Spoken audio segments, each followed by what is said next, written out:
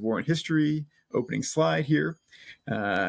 At this point, you have already started to watch or maybe finished watching the movie Darkest Hour about Winston Churchill and Britain and the beginning of the war in Europe. We're going to step back just a little bit, though, and go back to 1919. Those who are in U.S. history this past year, we talked about World War I. And in some ways, you could see World War I and World War II as the same war that had just a 20-year pause in the middle. World War I ends in 1918, and the peace treaty in 1919 in Versailles in France ends the war officially. The picture there, the four people, those are the presidents or the leaders of the four victorious powers of World War I.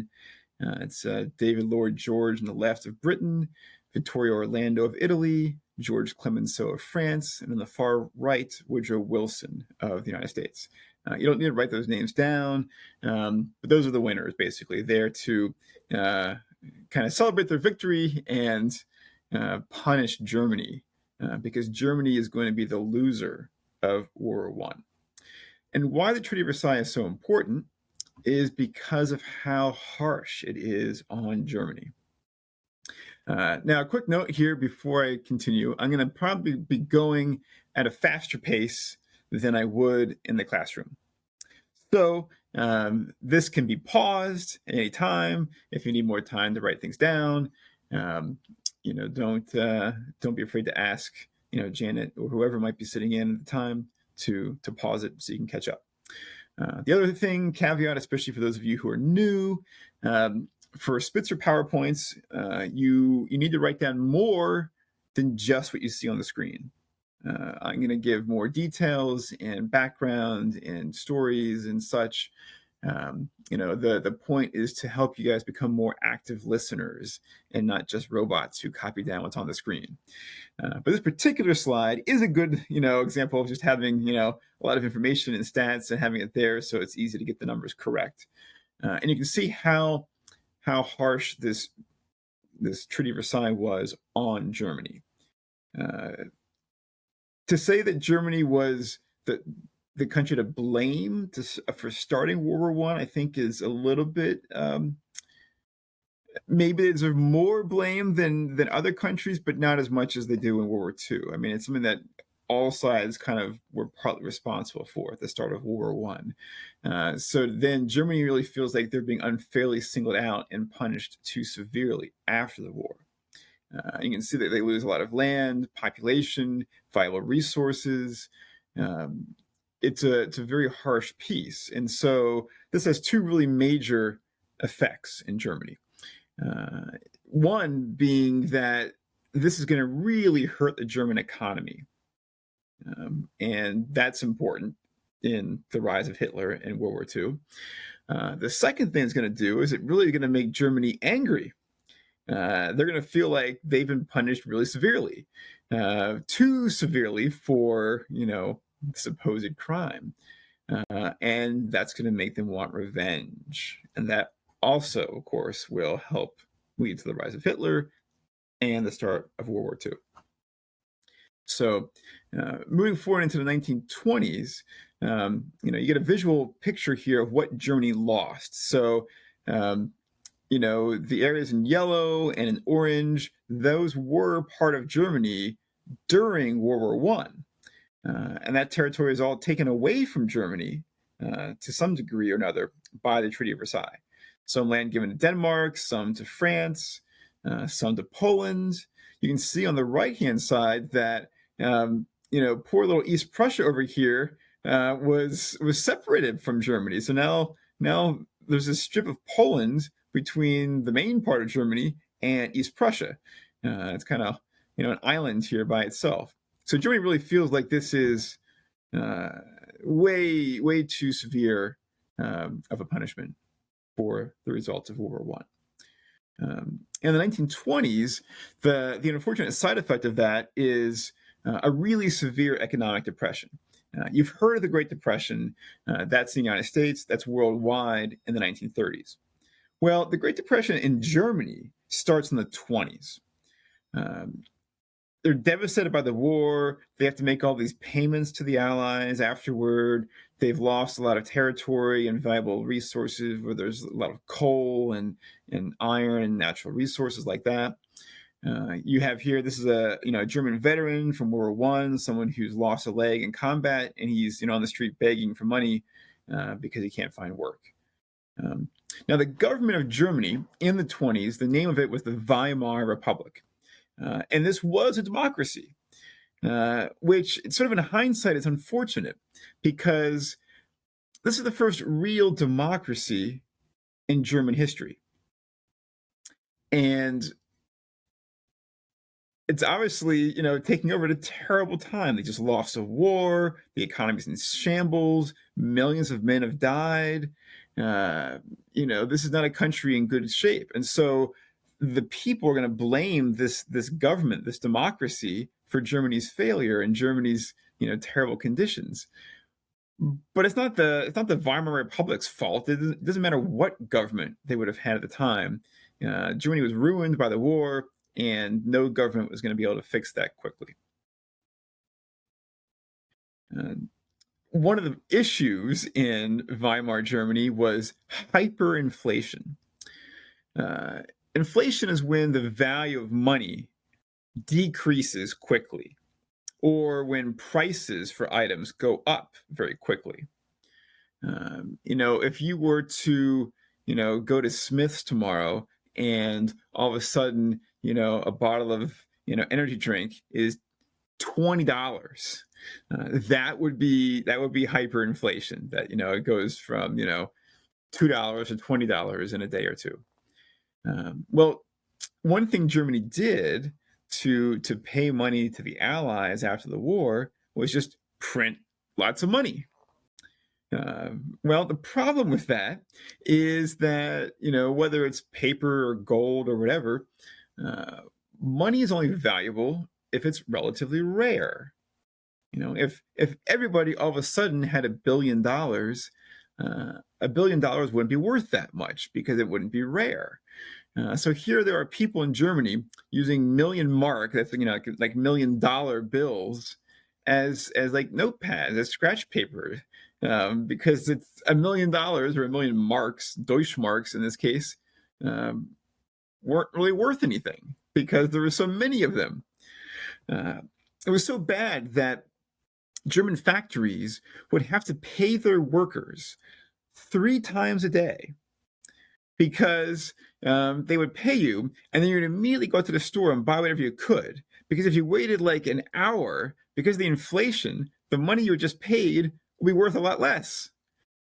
So give you a sense of just how severe. There's also people, burning, money just for fuel, for heat to start fires. So this is a bad situation. And you can see the unemployment rate, how it's kind of steadily growing in Germany. The early years of the Great Depression worldwide are like 29 and 30, and it's going up quite a bit. And then you see it starting to decrease. And we're going to get more to that. But 1933 is when Hitler takes power in Germany. And you can see how unemployment goes down. Now, part of that are some of his policies. Part of that is just sort of like good luck. You take over, at the worst of the crisis, and things start getting better to some extent on their own. But whether you're a president or a dictator, you tend to get too much credit when things are going well and too much blame when things are not. So that background of economic ruin, of inflation, of destruction, is going to help fuel the rise of Adolf Hitler in the 1930s. Fascism is a type of government, sort of like democracy or communism or monarchy. Fascism tends to be a style of government with, a really strong central government, often with, a leader who, is essentially a dictator, even though they try to, kind of pretend that they have, a lot of popular support, and maybe they do at first. But more than that, it tends to be one that is kind of looking backward. to some kind of glorious past that you're wanting to regain, to re-achieve. I mean, I'm not trying to say that, Adolf Hitler and Donald Trump are the same person, but the idea of like "Make America Great Again," Hitler's slogan would have been something like "Make Germany Great Again," which they clearly were not in the 1920s and 30s. The actual Nazi party, the actual initials are the NSDAP, because in German, that would stand for National Socialist Deutschland, or German Arbeiters Party, National Socialist German Workers Party, basically. If you say that fast, NSDAP, I guess you say it fast enough, it kind of sounds like Nazi, and that was just an easy kind of abbreviation for it. So this starts in the 20s as sort of a small party, not seemingly that much of a threat or that popular. But as the Weimar Republic struggles, as the economy gets worse, people are willing to turn to something different, something promising more hope, a return to glory, and that's going to help grow their ranks of supporters. Now, it's not just Hitler who is emerging in the 30s and, turning to this fascist style of government. To his left there, Benito Mussolini from Italy. It's also, a fascist government. He's a dictator, harkening back to like ancient Rome and the glories of that. So they're friends, and they're going to also be allies in World War II, Germany and Italy. Now, there's some pretty big turning points here in like 1932 or 33. In 32, the Nazi Party, they win what we would call a plurality of the votes in the elections for the German Reichstag, which is their Congress. It doesn't mean a plurality doesn't mean you win more than half.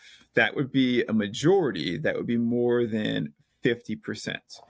What a plurality means is that you have won more than any other party or candidate. And so their leader, Hitler, becomes a chancellor, which is sort of like prime minister, like Churchill was the prime minister of England. A chancellor is not a dictator, but it's sort of like the president of the United States or the prime minister of England. But then in early 1933, there's a fire in the Reichstag. It's like the Capitol building, the Congress of Germany. Even to this day, there's still some mystery as exactly like what happened. Was it an accident? Was it started by, communists or terrorists? Was it started by the Nazis themselves as an excuse? But Hitler and the Nazis, they're going to blame it on communists. And they're going to use that as an excuse to pass the Enabling Act, which essentially turns Hitler into a dictator.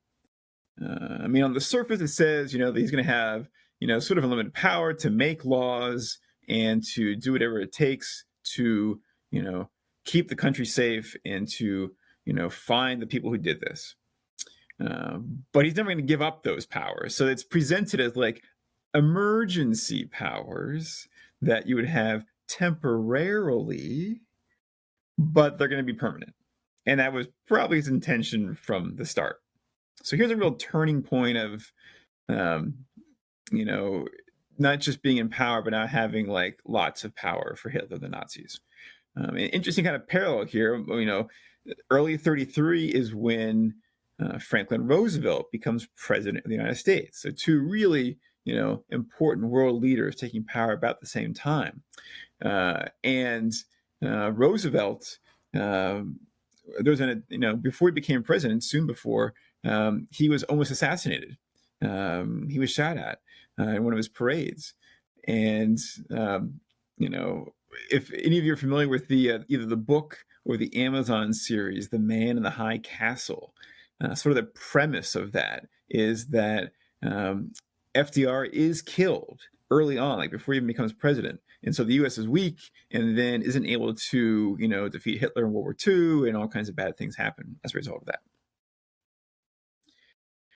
So the Nazi Party, Nazi Germany is huge on symbolism and, uniforms and flags and marches and songs and chants, and have these huge rallies with, hundreds of thousands of people and soldiers and salutes and speeches. It's kind of creating this sense of like solidarity, of like you're part of a group that's special. We're going to rebuild Germany. We're going to be great again. And also there's some real appeal to this for a lot of the people in Germany. Symbols of like eagles and, the Roman Empire, the United States, Nazi Germany. Eagle is sort of a powerful symbol of strength for a lot of, countries and civilizations. So here's, Hitler's view of things early on when he's taking power. Fortunately, he was quite wrong about this. He thought that the Nazi Empire would last for 1,000 years. Luckily, it only lasted for 12. Although, he's right that people laughed at him, in the 20s, and they weren't laughing at him in the 30s. But luckily, he was quite wrong about how long his government and empire would stay in power. So here's a good chance to kind of pause it and be able to write down that quote. There's a really famous video after the United States and the Soviet Union defeat Germany in World War II. Lots of explosions to blow up these old like Nazi, swastikas and stadiums and things like that. So one thing before we get to this next section here, one of the assignments you're reading about is from a book called Backing Hitler. And what it looks at is, to what degree did Hitler have support of the German people? Was he tricking them? Was he brainwashing them somehow? Or did they kind of see what he was doing and approve it? And for the most part, what you'll see there is that most people in Germany kind of knew, for the most part, what was going on and were okay with it. And so one of the great questions is, well, what about the concentration camps, right? What about that? Well, we have to understand there's a distinction between a concentration camp and a death camp. Okay, a concentration camp is you're concentrating a certain group of people in one place. By that definition, you could say that the Japanese, internment or relocation camps in America were concentration camps. We were concentrating Japanese Americans in camps behind barbed wire and guard towers against their will. And at first, that's what Hitler was doing. And, not necessarily with people who were Jewish. It was people who were communists, who were gay, who had some sort of mental illness, handicapped, any kind of disability, anyone seen as like different, strange, threatening, weak, whatever by, the definition of the 1930s. Obviously, over time, that evolved into targeting Jewish people in particular and turning them into death camps.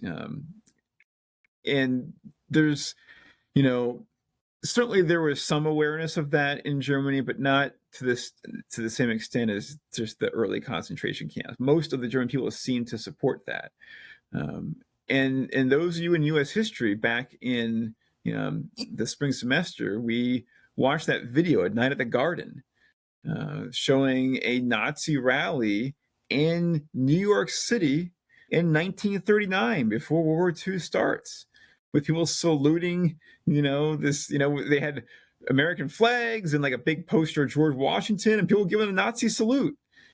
So, it can happen, not just in a place like Germany, it can happen here too. Okay, so the steps towards World War II. First off, 1936 is step number one. That area in yellow there was called the Rhineland, because it's on the Rhine River. And part of the Treaty of Versailles had been to say that this Rhineland will be demilitarized, meaning Germany can't have any soldiers or weapons in that Rhineland territory. Well, in 36, Hitler is going to ignore that and move soldiers in to the Rhineland. And importantly, Britain and France and Belgium and United States and other countries, they do nothing. There's no response. Okay.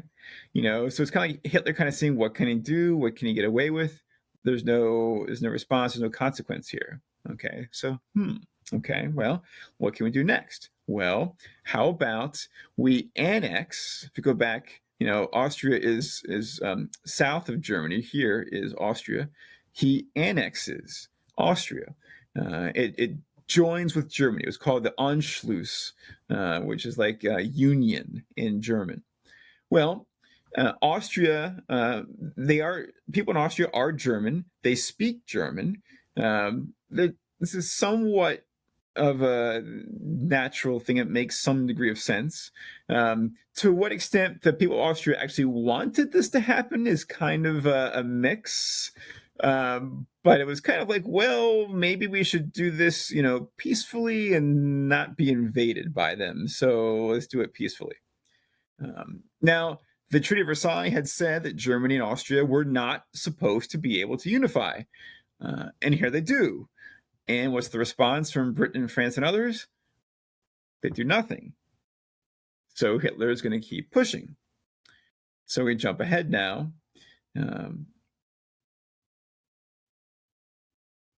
to the fall of 1938 and a conference in Munich. Munich is a city in southern Germany. Well, there's this territory called the Sudetenland, which is around, it's like the border of Czechoslovakia and Germany. And the Sudetenland, most of the people living there are German. They might be in Czechoslovakia, but they're German, they speak German. So Hitler's like, well, I want to unify the Germans. I want this to become part of Germany, just like Austria did. Now, again, there's some logic to that. The problem is that it's also, of course, part of Czechoslovakia. And not only that, but this is sort of a mountainous region where most of Czechoslovakia's military defenses are. So if they were to lose this, they would be much weaker. And of course, Hitler knows that. So a big conference is held in Munich in southern Germany.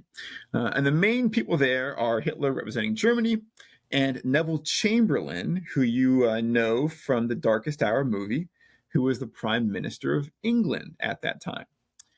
Now, Chamberlain, as many people in Europe did, vividly remembered World War I and how terrible it was, millions killed, great destruction, and they're desperate to avoid another war. So Chamberlain's going to make a deal with Hitler.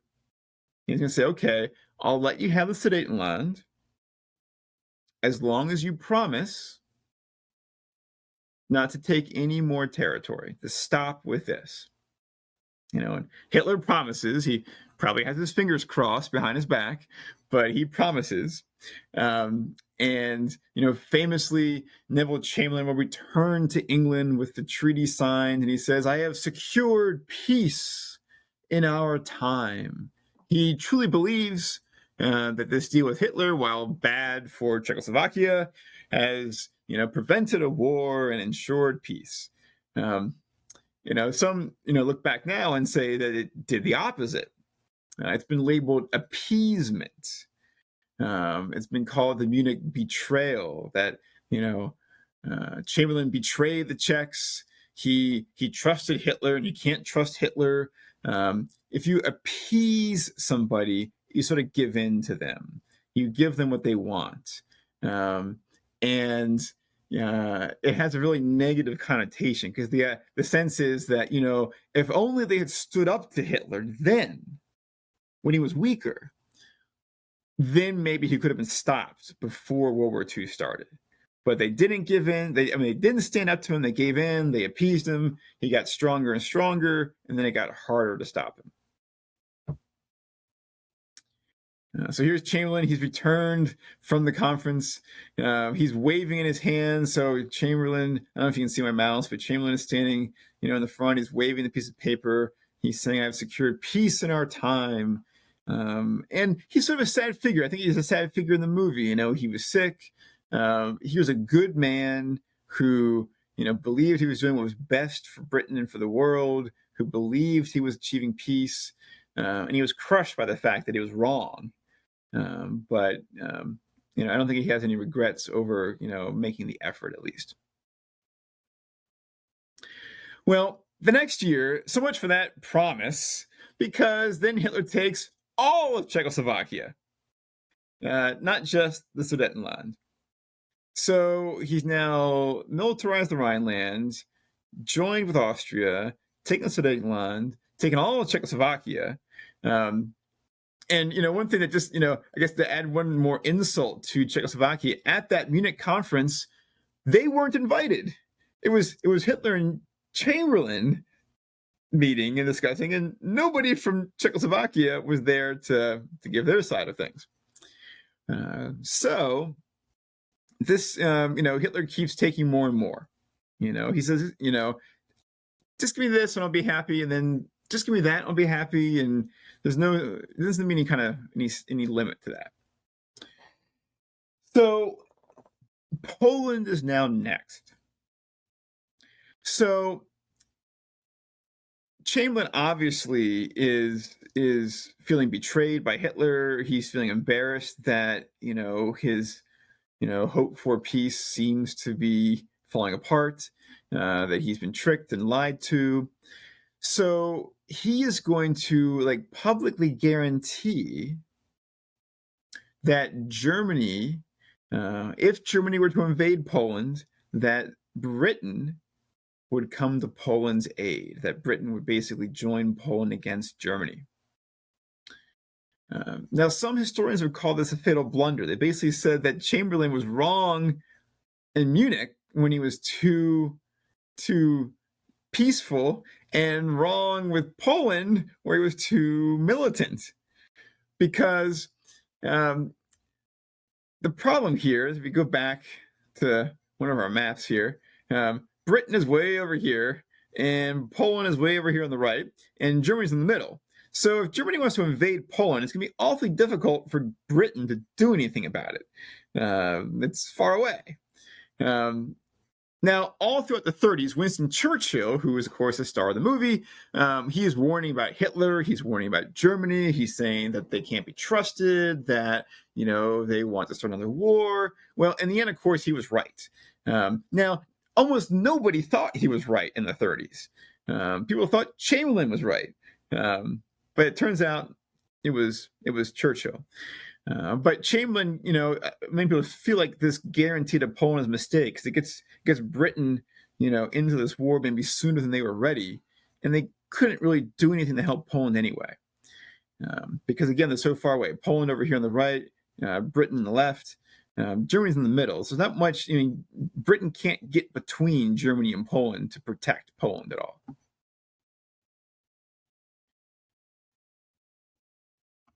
Well, next we have, for the time, one of the most shocking, announcements of the 1930s. This is an alliance between, or at least an agreement between Germany and the Soviet Union. Ribbentrop was the German foreign minister. Molotov was the Soviet foreign minister. I don't know if he's any relation to the person who developed the term, or the Molotov cocktail is like a homemade explosive. But in any event, in August 1939, Germany and the Soviet Union announce, it's not really an alliance exactly, but it's a non-aggression treaty. They promise not to attack each other. Now, this is shocking because they had been bitter enemies. I mean, Hitler had been saying how communists had stabbed Germany in the back, and that's why Germany lost World War II, and the communists had burned down the Reichstag, and we have to destroy communism. And now he's saying that they're not going to attack each other. Um, and there's a secret part of this pact too, where they promise to both invade Poland and basically split it between themselves. That part wasn't publicized. And so that's August of 39, September, Germany invades Poland. And this is seen as the official start of World War II in Europe. Um, you know, Prior to this, there had been small steps at the Rhineland and Austrian Sudetenland, but this is a real military invasion with the German army, the German Air Force. Um, Britain will declare war on Germany because they had promised to if Germany invaded Poland. And this is the start of World War II in Europe. Now, in Poland and elsewhere, Germany at first will be very, very successful. And the name given to the new strategy they use is Blitzkrieg. It means lightning war in German. Now, for those who have studied World War II or in my class in the spring, World War One. World War I was mostly known for trench warfare. The men dug in the trenches for protection and defense. The tanks were very, very primitive. The planes were very, very primitive. You didn't have a lot of offensive weapons like tanks and planes and aircraft carriers like you do in World War II. Germany, after the war, having lost it, and this ties into the rising tide homework, Germany lost World War I, and so they're going to look at that and say, okay, what can we do better? What can we learn from this? If you lose a game, you lose a war, you do poorly on a test, hopefully you look at that and say, okay, that didn't go very well. How can I do it better next time? And that's what Germany is doing in the 20 years after World War II, after World War I, before World War II. And Blitzkrieg is what they come up with. Okay, not just building better tanks and planes and all that, but using them together, coordinating them. Don't spread your tanks out in thin lines, mass them together. Deliver a lot of tank firepower into one place where you can punch, into the enemy lines and then go, tens and hundreds of miles in enemy territory and disrupt their supply lines and cause chaos in the rear. That's what they're going to do, and it's going to be really effective. Apparently, though, even though they're ruthless in battle, they still love kittens. I mean, honestly, who doesn't love kittens? Even a Nazi soldier is going to stop and pet a kitten if they're there, right? And hopefully, give them some food too. So poor Poland is stuck in the middle of Germany on the left and the Soviet Union on the right. It's going to be conquered by both. Now, you can see, again, kind of how Blitzkrieg works with Germany. You don't try to advance everywhere at once. Okay, you mass your tanks, and then you kind of have them, punch deep into enemy territory, and then kind of circle back, surround enemy soldiers, take key bridges and cities and roads and railroads, and it's been really effective, for them. This is the first city bombed in World War II, a Polish town by the German Air Force. There's a little bit of irony here. Afterward, President Roosevelt of the United States, FDR, says that this is just a terrible, uncivilized, cruel thing to bomb civilian populations like this. They should not be targets in war. Well, we're going to go on to kill about 2 million German and Japanese civilians with American bombing raids in World War II. So we're going to, do the same thing and many, many, many, many times worse. And the Soviets are coming in from the east, the Germans coming in from the west, and poor Poland doesn't really have a chance. And in just a few weeks, Poland is going to be forced to surrender. And then divided, Eastern Poland would become part of the Soviet Union, Western Poland part of Germany, until the end of World War II.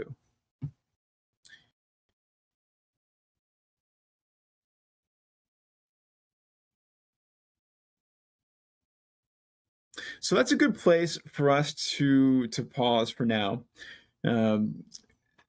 The Darkest Hour movie kind of walks you through Churchill taking power, his early steps as prime minister, how he's able to kind of rally the British people and present, some degree of optimism and fortitude and strength in the face of, German bombs and, a kind of bleak outlook.